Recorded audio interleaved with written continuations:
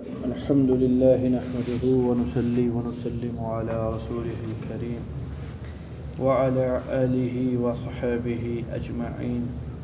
أما بعد فأعوذ بالله من الشيطان الرجيم.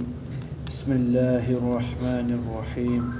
ألف لام را تلك آيات الكتاب وقرآن مبين ربما يود الذين كفروا لو كانوا مسلمين ذرهم يأكلوا ويتمتعوا ويلههم الأمل فسوف يعلمون وما أهلكنا من قرية إلا ولها كتاب معلوم ما تسبق من أمة أجلها وما يستأخرون وقالوا يا أيها الذي نزل عليه الذكر إنك لمجنون لو ما تأتينا بالملائكة إن كنت من الصادقين ما ننزل الملائكة إلا بالحق وما كانوا إذا منذرين إنا نحن نزلنا الذكر وإنا له لحافظون ربما يود الذين كفروا لو كانوا مسلمين. اللہ رب العزت فرما رہے ہیں ہر بار اور بار بار یہ کفار تمنا کریں گے، پسند کریں گے اس بات کو، لو کانوا مسلمین، اگر ہم بھی ہوتے مسلمان، کاش. اب یہ کاش تو کاش ہی رہے گی نا، یہ کاش حقیقت تو بن نہیں سکتی. اب تو سو گزر گیا، منہ سے نکلی بات، پستول سے نکلی گولی، یہ واپسی ہو سکتی ہے؟ یہ ناممکنات میں سے ہے. حضرت یہ ممکن ہے، کرنے والے شاید کر لیں، کہ بھینس کے تھنوں سے جو دودھ نکلتا ہے وہ دوبارہ تھنوں میں ڈال دیں، مان لیں گے اس چیز کو. حالانکہ دنیا میں محال ہے، ناممکن کام ہے، یہ ہو نہیں سکتا. کس ترتیب پر ڈالیں گے؟ سرنج کے ذریعے دوبارہ ڈالیں گے، وہ وہاں تک نہیں پہنچے گا جہاں سے نکلا ہے. یہ پہنچ جائے گا؟ نہیں پہنچ سکتا. بول لو جی ممکن ہے، شاید پہنچ جائے اسی مقام تک. لیکن ان حضرات کی حسرت، ندامت ان لوگوں کو کچھ فائدہ نہ دے گی. ربما یود الذین کفروا، بار بار یہ کفار تمنائیں کریں گے، کاش کہ ہم لوگ بھی مسلمان ہوتے، کچھ بھی نہ کرتے، حرف غلط کی طرح کبھی لفظ اللہ نہ کہتے، لیکن ہوتے تو کون؟ مسلمان. بس یہی نیکی کافی تھی. ایک مسلمان کچھ نہ کرے، سو رہا ہے، جاگ رہا ہے، اٹھ رہا ہے، بیٹھ رہا ہے، کاروبار کے اندر ہے، دنیا کی خانہ داری کے اندر ہے، تب بھی مسلمان ہونے کی وجہ سے اس کے دائیں اعمال کے اندر نیکی لکھی جا رہی ہے. یہ کون ہے؟ مسلمان. جتنا نیک اعمال کرے گا یہ پلس ہے، سب ایڈ ہوگا. اور ایک کافر اتنے نیکی کے کام کرے کہ آسمانوں تک چڑھ جاوے، فلاح و بہبود کے کام کرے، اسپتال بنائے، سڑکیں بنائے، کنویں کھدوائیں، بیوہ کا علاج، فلان فلان فلان فلان فلان، لیکن اس کے کفر کی وجہ سے اس کے بائیں اعمال نامے، بائیں ہاتھ کے اندر جو اعمال نامہ ہے اس کے اندر ایک بدی لکھی جا رہی ہے، ایک برائی لکھی جا رہی ہے، اور وہ برائی تمام برائیوں سے اخبث ہے، خبیث ہے، اور وہ کیا ہے؟ کفر ہے، جس کو اللہ تعالیٰ نے کبھی معاف نہیں کرنا. یہ دو چیزیں. تو ہمیں اللہ رب العزت کا اس بنیاد پہ شکر ادا کرنا چاہیے کہ نہیں کرنا چاہیے؟ بغیر کسی درخواست کے، بغیر کسی تمنا کے. جب میرا اور آپ کا حمل ٹھہرا، جب اللہ نے میرے اور آپ کو بنانے کا ارادہ فرمایا، تو ہمیں تو یہ بھی معلوم نہیں تھا کہ مسلمان کے گھر میں آنے لگے ہیں یا کافر کے گھر میں آنے لگے ہیں. تو یہ تو رب کا کتنا احسان ہو گیا. بغیر کسی محنت کے، بغیر کسی چاہت کے اللہ سبحانہ و تعالیٰ نے مسلمانوں کے گھروں میں پیدا فرما دیا. اب نعوذ باللہ بدقسمتی سے کوئی مسلمان ایمان چھوڑنا بھی چاہے تو ماں باپ چھوڑنے نہیں دیتے. آپ کر دے گا باپ اس کو جائیداد سے، گولی مار دے گا اس کو کہ تو کافر کیوں بن گیا، تو فلاں کیوں بن گیا. یہ جو دیندار گھرانے والے لوگ ہوتے ہیں، اوئے ہو، میرے نام بھی بھول گیا، باپ کا بھی نام بھول گیا ہوں، بیٹے کا بھی. رات کو ابا نے بیٹے کو بلایا، بیٹا بھی وقت کا کتب ابدال ہے، باپ بھی وقت کا کتب ابدال ہے. کیسے گھرانے تھے جی، ہمارے آج کے دور کے نہیں ہیں. اللہ ہمیں معاف فرما دے. باپ بھی نام بے نمازی، بیٹا بھی با نمازی، ایک ساتھ بیٹھ کے کھا رہے پی رہے. تو کہا کہ یہ جو مہمان آئے ہیں، یہ مہمان غالباً مولانا مظفر حسین صاحب رحمۃ اللہ علیہ تھے کہ تیری بہن یعنی اپنی بیٹی میں نے ان کو دینی ہے، اس لیے ان کو بلایا ہے کہ میں نے نکاح کروانا ہے، دیکھ لے صبح بتاؤں گا۔ بیٹے نے کیا کہا؟ صبح بتاؤں گا۔ صبح ہوئی، نماز سے فراغت ہوئی، دسترخوان لگا، اس کے بعد کہا کہ ابا ان کو کبھی بیٹی نہ دینا، ان کو بیٹی کبھی نہ دینا۔ کہا کیوں؟ کہ تکبیر اللہ فوت ہوگی اس بندے کی۔ کیا فوت ہوگی؟ تکبیر اللہ فوت ہوگی۔ اور دوسرا، سبحان اللہ، لقمہ سنت کے خلاف تھا۔ لقمہ اٹھانے کا جو انداز تھا وہ کس کے خلاف تھا؟ سنت۔ مجھے کوئی بتا لقمہ اٹھانے کا انداز کیا ہے، سنت کیا ہے؟ جی بولے 5 روپے انعام دیتا ہوں، بولو نا۔ آپ لوگوں کو بھی جواب نہیں آتے نا، آپ لوگ بول پتہ ہوتے تو ہم لوگ یہاں بیٹھے ہوتے، ہم لوگ یہ سیکھنے تو آئے ہیں۔ 5 روپے اپنا تھوڑا بتایا، اللہ ہمارے استادوں نے ہمیں عادی اس چیز کا کیا، اس لیے 6 روپے کی بات ہی یہ سب سے ادنی بات ہے۔ یہ جو آپ لوگ فرما رہے ہو، یہ اگر وہ کھانا ہے جس میں ہاتھ پورا ملوث ہونے کی ضرورت نہیں ہے، چاول ہیں، روٹی کا لقمہ توڑنا ہے اور سالن سے لگا کھانا ہے، تو آپ صلی اللہ علیہ وسلم یہی 3 انگلیاں استعمال فرماتے تھے۔ واضح ہوگی یہ بات؟ جی بعض ایسے کھانے ہیں جس میں پورا ہاتھ استعمال ہونا پڑتا ہے، اللہ کے نبی نے پورا ہاتھ بھی استعمال کیا ہے، 4 انگلیاں بھی استعمال کی ہے، 5 انگلیاں بھی آپ صلی اللہ علیہ وسلم نے استعمال فرمائی ہے۔ بعض ایسے کھانے تھے یعنی گوشت وغیرہ جو ہاتھ سے نہیں ٹوٹ رہا تھا، آپ نے چھری سے توڑ کے کھایا، نہیں سمجھ میں آئی ہے؟ براہ راست گوشت کو منہ میں لے کر آپ نے دان مبارک سے بھی توڑا۔ یہ سب سنتوں میں حسب ضرورت جیسے کھانے کی ترتیب ہو اس ترتیب کے بعد، لیکن معمول آپ کا کیا تھا؟ 3۔ تو یہ گھر ہوا کرتے تھے کسی دور کی، جو میں آپ کو بات بتا رہا ہوں۔ مولانا احمد علی لاہوری رحمۃ اللہ علیہ پڑھتے تھے، نوابزادہ آیا وقت کا اور آ کے مولانا رشید احمد گنگوئی تھے یا کون تھے، ان سے کہا کہ بچی جوان ہوگی تو شادی کرنا چاہتا ہوں، کس کو دوں؟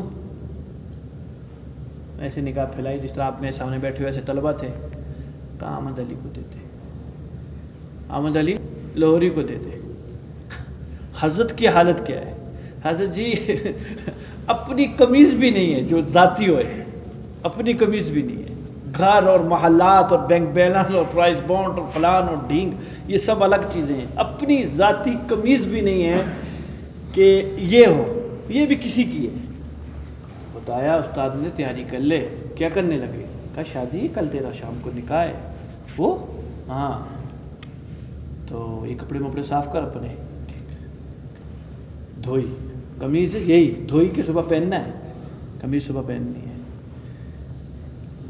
ہمارے بھی ایک ساتھی کی تازہ ایک شادی ہوئی ہے، ایسے میں نے اخراجات کے بارے میں پوچھا، ان کا تھوڑا سا تعلق ہے، تو کہا خالی بیوی کو 1.5 لاکھ روپے کی پرفیومیں خرید کے دی ہیں، کشف لفافہ بھر کے، وہ چیز دی ہے جس کے بارے میں حکم ہے کہ اگر یہ لگا کے باہر جاتی ہے تو فرشتے لعنت کریں گے، وہ چیز ہدیہ میں دی ہے۔ میں نے کہا شاباش ہو آپ کو، بغیر کسی سے پوچھ کے کیا دیا جائے، دانت دیں یا جوتے ماریں، آپ کیا کریں؟ یوں ہی کہا۔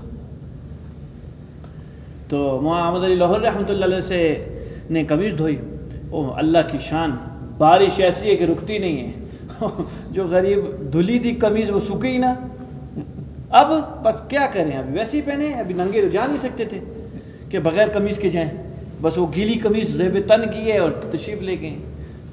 نکاح ہوا جی، اور غلط کے حسین احمد مدنی رحمۃ اللہ علیہ تھے اور رشید احمد گنگوئی نہیں تھے، نکاح کروایا، نکاح پڑھایا حضرت نے، اور یہ لے جی وقت کی نوابزادی کی بیٹی احمد علی لاہوری کائنات کے سب سے بڑے فقیر کے ہاتھ کے اندر، لو 2 4 6 8 10 دن گزرے،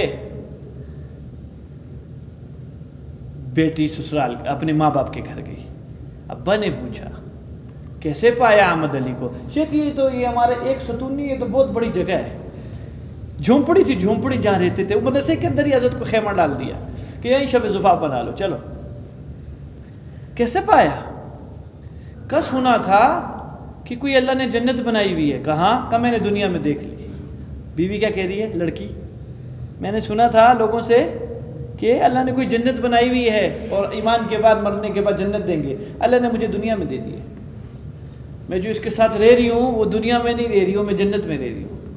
کھا لے رہی ہوں جنت میں لے رہی ہوں. یہ ایمان والوں کی باتیں ہوتی ہیں. تو ہمیں کتنا شکر ادا کرنا چاہیے کہ اللہ تعالیٰ نے ہمیں ایمان والا بنایا ہے.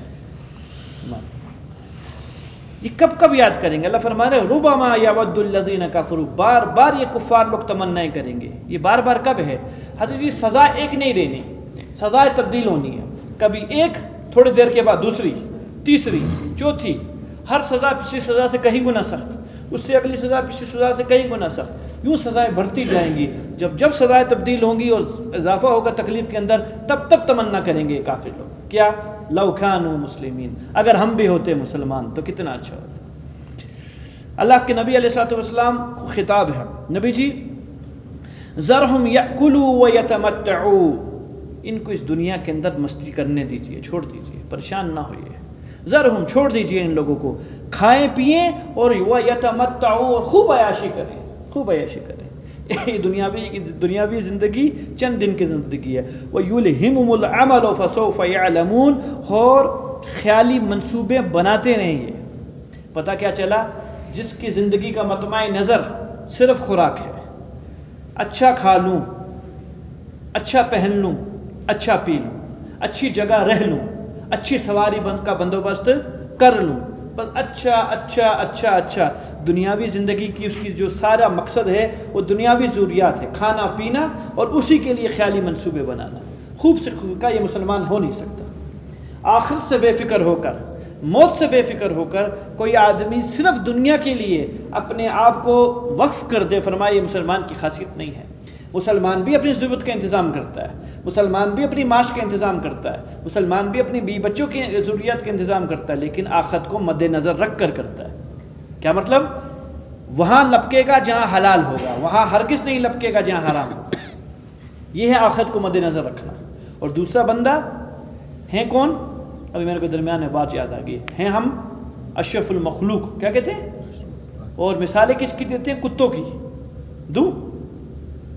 وفاداری میں مثال کس کی دیتے ہیں؟ کون دے رہا ہے؟ اشرف المخلوق. اندازہ کیجیے، جو نجس جانور ہے، وحشی جانور ہے، اس کی مثال کون دیتا ہے؟ یہ انسان کے اخلاق کی موت ہے، تنزل ہے. کتابوں میں یہ چیز لکھی ہے جی. آپ کو پڑھانے والے پروفیسر صاحب، لیکچرار صاحب آپ کو یہ تعلیم دے رہے ہیں کہ سب سے وفادار کون؟ کتا. کون بتا رہا ہے؟ کس کے لیے مثال بن رہی ہے یہ کتا وفاداری کی؟ اشرف المخلوق. مقابلہ کس کے ساتھ ہونے لگا ہے؟ انسان کے ساتھ نہیں، اشرف المخلوق کے ساتھ. ہم وہ یہ نہیں کہہ رہے مسلمان ہے یا کافر ہے، ہم کہہ رہے ہیں اللہ نے انسان کو اشرف المخلوق بنایا ہے. یہ اشرف المخلوق اپنا تقابل کا اب سبق سیکھنے لگی ہے کس چیز سے؟ ایک نجس چیز سے. یہ تنزل کی انتہا ہے، یہ تنزل کی انتہا، یہاں تک امت پہنچ چکی ہے. اللہ اکبر کبیرہ. خیر جی، تو فرمایا جو لوگ ذرہم یاکلوا ویتمتعوا، نبی جی نے چھوڑ دیجئے، یہ دنیا میں کھائیں پئیں، خوب مزے کریں، خوب عیاشی کریں، اور خوب خیالی منصوبے بنائیں. فسوف یعلمون، ان قریب ان کو معلوم ہو جائے گا کیا کیا اور کیا نہیں کیا. ان کو سب معلوم ہو جائے گا جب رب کے سامنے یہ کھڑے ہوں گے. تو پتہ چلا مسلمان کی زندگی بھی خرچ میں اندر لگتی ہے، کمائی کے اندر لگتی ہے، مصروفیات میں لگتی ہے، لیکن مد نظر رکھتا ہے کس چیز کو؟ آخرت کو، تاکہ حلال حرام کی تمیز میں فرق ہو، حلال حرام کی تمیز کر سکے، سچ جھوٹ کی تمیز کر سکے. ان چیزوں کو سامنے رکھ کر یہ کرتا ہے. آپ صلی اللہ علیہ وسلم نے فرمایا 4 چیزیں بدبختی کی علامات میں سے ہیں. نمبر 1 طول عمل، جس کے بارے میں یہاں فرمایا. طول عمل کیا چیز ہے؟ امیدوں کا لمبا ہونا، خوب سے خوب امیدیں، یہ بھی کر لوں گا، یہ بھی کر لوں گا، یہ بھی اس کے بعد یہ بنا لوں گا. یہ سب طول عمل ہے. فرمایا یہ بدبختی کی علامات میں سے. دوسری آنکھوں کا خشک ہو جانا، آنکھیں نہیں بہتی، پتھر کی ہیں، ہماری تو ایسی ہے، ان کو رونا نہیں آتا. 2 تیسری چیز دل کا سخت ہو جانا، کوئی چیز اندر جاتی نہیں ہے، صلاحیت نہیں کرتی، دل موم کا نہیں ہے، دل پتھر کا ہے. اور چوتھی چیز دنیا کی محبت، دنیا کی حرص. یہ 4 چیزیں آپ صلی اللہ علیہ وسلم نے فرمائی. کس چیز کی ہیں؟ اب بچنا کیسے ہے ان چاروں سے؟ اللہ کے نبی اسلام نے مرض تو بتلا دیا ہے. 4 مرض ہیں. آنکھ کا سخت ہونا مرض ہے، آنکھ سے آنسو کا نہ بہنا مرض ہے، دل کا سخت ہو جانا مرض ہے، لمبی لمبی امیدیں باندھنا دنیاوی، دینی نہیں، دنیاوی مرض ہے، اور دنیا کی حرص کرنا مرض ہے. اب بچنا کیسے ہے؟ تو بنیاد پکڑ لو، سب کام ٹھیک ہو جائیں گے. بنیاد ہے دنیا کی حرص. اگر یہ معاملہ قابو میں آ گیا تو آنکھ کو رونا بھی آ جائے گا، دل بھی خود بخود نرم ہو جائے گا، امیدیں بھی خود بخود چھوٹی ہو جائیں گی۔ تو اب دنیا کی حرص کیسے جاوے گی؟ جو نعمت ملتی ہے آپ کو، خواہ وہ چھوٹی ہے یا بڑی ہے، جو موجودہ ملی ہوئی ہیں، جو ماضی کے اندر ہیں، یا جو استقبال میں آپ کو روزانہ کچھ نہ کچھ نعمتیں ملتی ہیں، دن میں سینکڑوں نعمتیں، لاکھوں نعمتیں ہر انسان کو ملتی ہے، فوراً استحضار کرے اللہ میں اس کے بالکل قابل نہیں تھا جو تو نے مجھے عطا کر دی ہے، یہ تیرا بالکل شکر ہے، میں اس کے بالکل قابل نہیں تھا۔ دوسرا، اللہ تعالیٰ اور ذہن میں یہ لائے یہ نعمت فانی ہے، یہ نعمت کیا ہے؟ ختم ہو جائے گی۔ چھوٹی چھوٹی مثالیں لیتا ہوں، کھانا کھاتے ہیں دن میں کتنے ٹائم؟ کم از کم 3 ٹائم۔ 3 ٹائم اس چیز کا استحضار کریں، اللہ یہ جو کھانا کھلا رہا ہے میں اس کے قابل ہوں؟ قطعاً نہیں، میں تو اس کے پتھروں کے قابل ہوں کہ پتھر برسے مجھ پر، میں جتنا گناہ گار ہوں، آگ برسے، لیکن تو مجھے مزیدار کھانے کھلا رہا ہے، گرم گرم چپاتیاں اور گرم گرم سالن کے ساتھ، اور ساتھ جمع زہر کے۔ زہر کیا؟ بولو نا، کولڈ ڈرنک بوتل، یہ زہر جمع، یہ اللہ پلا رہے ہیں، وہ بھی نعمت ہے اللہ تعالیٰ کی، بے شک مضر ہے یا جو بھی ہے، نعمت تو ہے، یہ اللہ میں اس کا مستحق نہیں ہوں۔ اور دوسرا یہ کیا ہے؟ یہ فانی ہے، یہ ختم ہو جائے گی۔ موبائل میں بیلنس ڈلوایا، اسے کیا کرو گے؟ باتیں کریں گے، نعمت ہے اللہ تعالیٰ کی، اللہ میں اس کے بھی قابل نہیں تھا۔ یہ جو میں 100 کا کارڈ ڈلایا ہے، اللہ کتنے دنیا میں ایسے لوگ ہیں جن کی جیب میں 100 روپیہ کھانے کے لیے نہیں ہے، تو مجھے باتوں کے لیے 100 روپیہ دے رہا ہے اور میں اس کے بالکل قابل نہیں ہوں، اور یہ فانی ہے۔ جب ہر نعمت کو یوں استحضار کرتے جائیں گے، دنیا کی حرص ختم ہوتی جائے گی، ختم ہوتی جائے گی، ختم۔ جب حرص نکلی تو سمجھو دنیا کی امیدیں بھی نکل گئی، اب آنکھ بھی روئے گی، دل بھی نرم پڑے گا۔ سمجھ میں آتی ہے بات؟ بھائی نہیں آتی ہے، یہ کرنے کا کام ہے، یہ خالی سننے کا کام نہیں ہے۔ آج کے بعد استحضار کریں، لکھ لیں کسی کاغذ کے اوپر، جیب میں رکھ لیں، گائے بگائے جب نوٹ نکلے گا یا وہ بت نکلے گا یہ والا، تو یہ بت کی اسکرین کے اوپر یہ چیز لگا لیں، وال پیپر بنا لیں کہ دنیا کی ہر نعمت فانی ہے، اور میں اس نعمت کا جو مجھے اللہ نے دی ہے، میں اس نعمت کا مستحق نکلنے لگے، جوتی پہننے لگے، اللہ میں یہ نعمت جو دی ہے جوتوں کی، یہ اللہ میں اس کے بھی قابل نہیں۔ ان جوتوں کے بھی لاکھوں لوگ ہیں دنیا میں جو بغیر جوتوں کے جائیں ہندوستان میں پھریں، لوگ فٹ پاتھ کے اوپر زندگی گزار دی انہوں نے، یہیں بچے ہوئے، یہیں بیٹے ہوئے، یہیں پوتے ہوئے، مر گئے سب کچھ، پوری نسلیں مر گئی، ان کو اتنی سی جھونپڑی میسر نہیں ہوئی، آبادی بہت زیادہ ہے۔ یہ آپ کا ساتھ کا ملک ہے، اور اللہ تعالیٰ نے ہمیں کیا دیا ہے؟ ایک منزل جمع دوسری منزل جمع تیسری منزل، حرص کیا؟ چوتھی منزل، آسمان پہ بھی یہ پہنچ جائے گا، اس کی کبھی اس ختم نہیں ہوئے گی، کبھی اس کی نہیں ختم ہوگی۔ اور اگر اس نے شکر ادا کرنا شروع کر دیا نعمتوں کا اور اپنے آپ کو استحقاق نہیں سکا، تو تیسری منزل اگر کسی وجہ سے گرے گی نا، یہ شکر کرے گا، اللہ دو تو باقی ہے الحمدللہ۔ اور اگر یہ کب طبیعت میں حرص والی چیز پیدا رہی اور شکر والی چیز نہیں آئی، میں نے کہا یہ آسمان پہ بھی پہنچ جائے تو کبھی اس ختم نہ ہوگی۔ رسول اللہ صلی اللہ علیہ وسلم کی حدیث ہے کہ پورے ابن آدم، یعنی یہ جو آدم کا بیٹا ہے، اس کو اگر ایک وادی پوری کی پوری سونے کی دے دی جائے، لَحَبَّ أَن يَكُونَ ثَانِيًا، یہ تمنا کرے گا اللہ 2 کیوں نہیں ہو رہی، 1 سے 2 کر دوں میں اس کو۔ اس کی 100 نسلیں بھی سونے کے جنگلات کو ختم نہیں کر سکتی ہیں، لیکن پھر بھی تمنا کیا کر رہا ہے کہ دوسری کیوں نہیں ہو رہی ہے۔ تو بھئی آپ صلی اللہ علیہ وسلم نے 4 چیزیں کو بتلایا، کہ آنکھوں کا خشک ہو جانا، دل کا سخت ہو جانا، اور اللہ بھلا کرے آپ کا طول عمل، امیدوں کا لمبا ہو جانا، اور دنیا کی حرص کرنا، یہ 4 بدبختی کی علامت ہے۔ پھر فرمایا آپ صلی اللہ علیہ وسلم نے کہ اس امت کے 2 طبقے، ایک اولین طبقہ، ایک آخرین طبقہ، ہم آخرین طبقے میں ہیں اور وہ اولین طبقے میں، کہ ان کی نجات 2 چیزوں کی وجہ سے ہوئی ہے۔ نمبر 1 کامل ایمان تھا ان کے پاس، اور نمبر 2 دنیا کی محبت نہیں تھی ان کے پاس، دنیا سے اعراض تھا۔ اور کہا آخری طبقہ جو تباہ ہوگا وہ 2 چیزوں کی وجہ سے تباہ ہوگا، دنیا کی حرص رکھے گا اور لمبی امیدیں رکھے گا۔ لمبی امیدیں رکھنی اس لیے ہیں کہ دنیا کی حرص ہے اس کی طبیعت میں، جس کی طبیعت میں دنیا کی حرص ہے، اس کی امیدیں بہت سے بہت دور تک جائیں گی۔ اربوں خربوں پتی آدمی ہے، اتنا ہے کہ اس کی نسلیں نہیں کھا سکتی، لیکن پھر بھی یہ انتظام کرے گا کہ یہ میرے نوٹ ہو ڈبل کیوں نہیں ہوتے ہیں، یہ اس غم میں لگا رہے گا، میرا 1 سوٹ 2 کیوں نہیں بنتا، 1 سواری 2 سواری کے اندر کیوں نہیں تبدیل ہوتی ہے، یہ دنیا کی حرص۔ ابو ذر رضی اللہ تعالیٰ عنہ دمشق کی ایک دفعہ جامع مسجد کے اندر حضرت کھڑے ہوئے اور فرمایا لوگوں سنو، میں تمہارا ایک بھائی ہوں، ایک عام سا آدمی ہوں، تم میں سے ایک بندہ ہوں، میری سنو میں کیا کہتا ہوں۔ کہ فرماؤ، کہ دیکھو تم سے پہلے کچھ لوگ گزرے ہیں جنہوں نے دنیا کا خوب مال و متاع جمع کیا، اس مال و متاع کو حاصل کر کے انہوں نے خوب بڑے بڑے محلات بنائے، ان محلات کے اندر آرائش والی، زبائش والی، سکون اور راحت والی وہ زندگی گزار کے چلے گئے۔ آج یہی محلات ان کی قبر ہے، دنیا کی حرص نے ان کو دھوکہ اور فریب دیا، دیکھو تم سے پہلے قوم عاد گزری جس نے دنیا کے اندر اپنی آبادی بڑھائی، اپنی طاقت بڑھائی، اسلحہ بڑھایا، مال و متاع بڑھایا. حضرت نے عجیب جملہ استعمال کیا، کہا ہے کوئی آج جو مجھ سے قوم عاد کی وراثت کو 2 درہم میں خرید لے؟ کوئی ایسا ہے؟ یعنی آج پورے قوم عاد کی وراثت 2 درہم کی بھی نہیں ہے، اتنی حیثیت بھی نہیں. کیوں؟ ان پر کیا آیا تھا؟ عذاب آیا تھا. تو میرے بھائی یہ دنیا کی حقیقت ہے. اللہ تعالیٰ ہم سب کے دلوں کے اندر آخرت کا غم ڈالے، دنیا کے غم سے نکالے. فسوف يعلمون، کا ان قریب یہ چل جائیں گے، بتائیں ان کو. وما اہلکنا من قریہ، اللہ فرما رہے ہم نے جب بھی کسی بستی کو ہلاک کیا تو وجہ کیا تھی؟ الا ولہا کتاب معلوم، ایک وقت مقررہ اور متعینہ کتاب اللہ کی لکھا ہوا تھا اس کے اندر، تب یہ ہلاک ہوئی. وقت سے پہلے کبھی بھی ہلاک نہیں ہوئی. پھر وہی بات آ گئی، اللہ تعالیٰ کی ڈھیل کو غفلت اللہ کی نہ سمجھے. اللہ تعالیٰ کی ڈھیل کو، اللہ کی غفلت ہرگز خیال نہ کرے کہ اللہ تعالیٰ کی اللہ غافل ہے اس لیے تو پکڑتے نہیں ہیں. نہیں، ساتھ دے، یہ تو اور سختی کی بات ہے. ہو جائے درد سر میں، تیرے گناہ کرے، تیرے کو تکلیف ہو، تجھے بخار چڑھے، تیرے سر میں تکلیف ہو، تیرا کوئی مالی نقصان ہو جائے، یہ زیادہ اچھی بات ہے. کیوں؟ جو تو نے گناہ کیا تھا ان چیزوں کی وجہ سے گناہ ختم ہو گیا. میں تندرست ہوں، فٹ فاٹ ہوں، پہلے سے زیادہ جسم میں چربی آ رہی ہے، نعمتیں پہلے سے زیادہ مل رہی ہیں اور خوب سے خوب بڑھ رہی ہیں، اور گناہ پر گناہ کر رہا ہوں اور پکڑ کی کوئی ترتیب نہیں آ رہی، گناہ معافی کی کوئی ترتیب نہیں آ رہی. انتہائی خطرے میں یہ آدمی. اللہ جانے اس آدمی کا خاتمہ بالایمان بھی ہوگا یا نہیں ہوگا، اور مرنے کے بعد ان تمام گناہوں کی سزا پائے گا. اللہ کے رسول صلی اللہ علیہ وسلم نے فرمایا، اللہ تعالیٰ کے اللہ رب العزت کی سنت مبارکہ یہ ہے، اللہ گناہوں کو اعمال کے ذریعے معاف فرما دیتے ہیں. جب گناہ ہو فوراً عمل کر لے، جب گناہ ہو فوراً عمل کر لے. فرمایا اگر بندہ اعمال پہ نہیں آتا تو اللہ اس کو مصیبتوں میں مبتلا کرتے ہیں. ان مصیبتوں کی برکت سے کیا ہو جاتا ہے معاملہ؟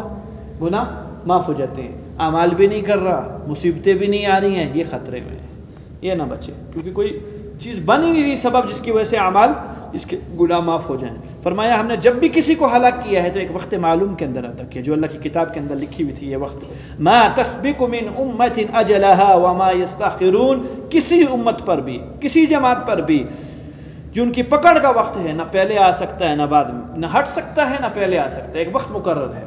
موت بھی ایک پکڑ کی شکل ہے. جو موت ہے ایمان والوں کے لیے موت پل ہے. الموت جسر یمیل الحبیب الی الحبیب، موت ایک پل ہے جو کہ حبیب کو حبیب سے ملا دیتا ہے. اللہ ہمارے حبیب، ہم اللہ کے حبیب، موت کے ذریعے اللہ سے مل جاتے ہیں.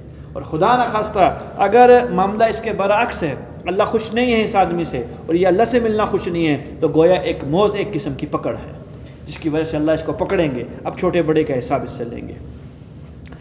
آگے منکرین کے سوالات کا جواب ہے. شروع کے اندر تھوڑی سی تنبیہ تھی انسان کو اللہ رب العزت کی طرف سے کہ انسان جاگے اور اللہ رب کافر کی اس بات کو یاد کرے جو یہ مرنے کے بعد کہے گا. تو آج اس سے عبرت حاصل کر لے اور اس پر عمل کرنا شروع کر دے. کہ وہ کیا؟ کہ جب اس کو سزا میں تکلیف زیادہ ہوتی جاوے گی تب یہ کہتا جاوے گا اس پہاڑے کو پڑے گا. اب یہ پہاڑا یاد کرنا اور رٹنے کا فائدہ نہیں ہے. وہ پہاڑا کیا ہے؟ لو کانوا مسلمین، لو کانوا مسلمین، کاش کہ ہم بھی مسلمان ہوتے، ہم بھی مسلمان ہوتے. اب یہ نعرے لگانے سے کوئی فائدہ نہ ہوگا. بے دین آدمی اللہ سے کوئی تعلق بنا کر نہیں گیا، کروڑ نعرے لگائے مرنے کے بعد، کاش کہ میں بھی دیندار ہوتا، کاش کہ اب یہ اس کی تسبیح پڑھنا کوئی فائدہ نہ دے گی. ہاں یہ تسبیح ایک دفعہ دنیا میں پڑھ لیتا بہت کام بن جاتا، بہت کام بن جاتا. آگے تھوڑی رسالت کی بات ہے جس میں منکرین کے سوالات ہیں اور اللہ رب العزت کا جواب ہے. وقالو، یہی اہل کفار، یہ منکرین مکہ، مشرکین مکہ، انہی کے بارے میں فرمایا اللہ نے کہ یہ کہتے ہیں یا ایھا الذی نزل علیہ الذکر، اے وہ شخص جس پر اترا ہے یہ قرآن. شخص سے مراد آپ صلی اللہ علیہ وسلم ہیں اور ذکر سے مراد یہاں قرآن ہے. اے وہ ذات، اے وہ شخص جس پر کتاب نازل ہوئی، قرآن نازل ہوا. انک لمجنون، تو دیوانہ ہے. تو کون ہے؟ کہیں وجوہات ہیں ہمارے پاس. کہا جی کیا ہیں؟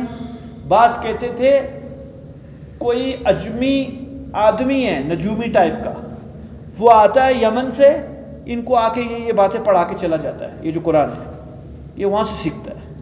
بعضوں نے کہا نہیں، اس کے پاس کوئی جن ہے، جو جن اس کو یہ پٹیاں پڑھاتا ہے یہ قرآن کی، یہ پڑھا کے چلا جاتا ہے. بعض نے کہا نہیں، یہ خود گھڑتا ہے، یہ اس کو اس طرح کا گھڑنا آتا ہے، کمال ہے اس کے پاس، یہ اس طرح کا کرتا ہے. اللہ فرماتے تینوں میں سے کوئی ایک بات بھی ہے، یا تو اجمی آدمی آ کے پڑھاتا ہے یمن کا، یا کوئی جن ہے، یا یہ خود گھڑتا ہے. تو تم بھی اس طرح کا کام کر کے دکھا دو، اور اکیلے نہ کرو، سب کے سب مل کے کرو، ساری کی ساری دنیا کو ملاؤ. ایک آیت اس طرح کی بنا کے دکھاؤ ہم تم کو مان جائیں. پوری دنیا عاجز رہی ہے جی اس چیز سے. تو فرمایا انک لمجنون، یہ تو نبی مجنون لگتا ہے، اگر تم سچے ہو تو ہماری بات کیوں نہیں پوری کرتے؟ کہ کیا ہے بات؟ لو ما تأتینا بالملائکہ، کیوں نہیں لے آتا ہمارے پاس فرشتوں کو، لے آنا ہمارے پاس فرشتے جو یہ کہہ دے کہ یہ اللہ کا رسول ہے. ان کنت من الصادقین، اگر سچے ہو آپ تو لے آؤ فرشتے ہمارے پاس. اگر اللہ کو لیے مشکل ہے فرشتے بھیجنا جو رسول اللہ صلی اللہ علیہ وسلم کے ساتھ روزانہ جبرائیل آ تو رہے ہیں، بس ایک دفعہ شکل دکھاتے ہیں، ان کو معاملہ اتنا سا آسان ہے. تو پھر وہ جو قرآن کہتا ہے یؤمنون بالغیب، یہ ایمان لاتے ہیں غیب پر. فرشتہ دیکھنے کے بعد اب غیب پر ایمان ہوگا، یہ مشاہدے کے اوپر ایمان ہوگا، مشاہدے کے اوپر ایمان ہو جائے گا، آنکھوں سے دیکھ لیا پھر تو ہر کوئی مانے گا. اصل یہ ہے کہ غیب کے اوپر ماننا، اور اللہ کو ازل اور ابد کا علم ہے، اللہ کو معلوم ہے کہ ان بدبختوں کو فرشتے بھی دکھلائی دیں یہ تب بھی ایمان نہیں لائیں گے، اس لیے ان کی اس بات کو پورا نہیں کرتے ہیں. اللہ فرماتے تم جو فرشتوں کو بلا رہے ہو، ما نزل الملائکۃ الا بالحق، فرشتے کام پورا کرنے کے لیے آتے ہیں. جب کسی قوم کو ہلاک کرنے لگتے ہیں اللہ تعالیٰ اور اس کے عذاب کا وقت آتا ہے تب فرشتے ہم اتارتے ہیں. ما كانوا وما كانوا اذا منذرین، پھر یہ ان لوگوں کو مہلت بھی نہیں ملتی ہے جب ان کی اللہ رب العزت کی طرف سے پکڑ آتی ہے. نبی جی بالکل پریشان نہ ہوئے، قرآن اللہ کا ہے، اللہ نے اتارا ہے. انا نحن نزلنا الذکر، اس ذکر یعنی اس قرآن کو ہم نہیں اتارا ہے. وَإِنَّا لَهُ لَحَافِظُونَ، اور اس قرآن کی حفاظت بھی ہمارے ذمہ ہم کر رہے ہیں. کب سے کر رہے ہیں؟ جناب حضور صلی اللہ علیہ وسلم سے لے کر آج تک 1442 سال ہو چکے ہیں. قرآن کی حفاظت اللہ تعالیٰ نے کی ہے. وہی قرآن جو جبرائیل امین اتارا آپ صلی اللہ علیہ وسلم کے سینے اطہر پر، نہ زیر میں فرق آیا نہ زبر کے اندر. تعریف کرنے والوں نے خوب تعریف کی، خوب ایڑی چوٹی کا زور لگایا، چلنے نہیں دی. ایک واقعہ لکھا ہے اسی کے ضمن کے اندر. خلیفہ مامون رشید طبیعت میں دینداری تھی اس آدمی کے، اور بعض اوقات ایسے علمی اور دینی مباحثے کے لیے یہ مختلف لوگوں کو جمع کر لیتا تاکہ کوئی عبرت کی بات ملے، اس پر عمل کیا جائے. تو ہر خاص و عام کو اس مجلس میں آنے کی اجازت ہے، بس جو آنا چاہے کہ جی میں بھی بات کروں گا دین کے متعلق آ جاؤ. مباحثہ ہوا، ایک یہودی آدمی بھی مباحثے کے اندر آ گیا. مباحثہ ختم ہوتا ہے تو مامون رشید نے کہا دیکھ تیرے سامنے حق موجود ہے، تورات میں بھی لکھا ہے، انجیل میں بھی ہے، تو اچھی طرح جانتا ہے، اور یہ ہمارے مکالمے مباحثے سے بات واضح ہو گئی، اللہ ہے، اللہ کے رسول ہیں، قبر اشر ہے، موسیٰ علیہ السلام کی نبوت اور شریعت ختم ہو چکی ہے، رسول اللہ علیہ السلام کی شریعت، تو کیوں نہیں ایمان لاتا؟ کہ سب چیزیں ٹھیک ہیں لیکن میں اپنے مذہب کو کسی صورت میں چھوڑوں گا نہیں. ختم ہو گئی بات. پھر کچھ عرصے کے بعد مباحثہ ہوا، یہ آدمی آیا دوبارہ. اس دفعہ اس نے فقی معلومات کے متعلق لوگوں کو خوب معلومات دی اور اسلام کے متعلق بتلایا، یعنی رخ ہی تبدیل تھا.